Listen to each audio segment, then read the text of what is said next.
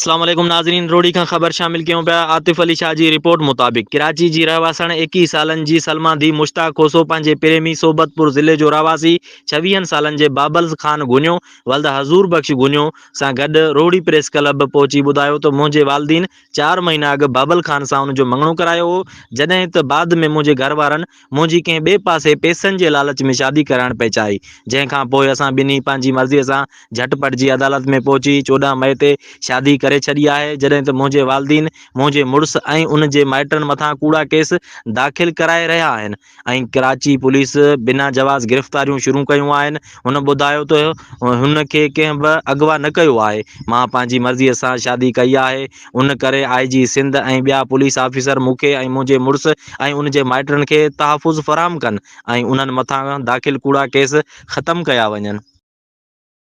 मुंहिंजो नालो आहे सलमा ऐं मुंहिंजे वालिद जो नालो मुश्ताक खोसो, मुंहिंजे घर वारे जो नालो बाबल गुनियो ऐं मुंहिंजे वालिद जो नालो हज़ूर बख्श गुनियो। असांजे 4 महीना पहिरीं तक़रीबन माना मङणी थियल हुई। उन खां पोइ माना मुंहिंजा माइट फिरण जी पिया कनि ऐं मां मतिलबु इनकार कयो। मां चवंदा मुंहिंजो मङियंदो ई आहे, सभु कुझु आहे। सो मां निकाह कयो कोर्ट में, राज़ ख़ुशी सां पंहिंजे पाण निकिरी आयसि।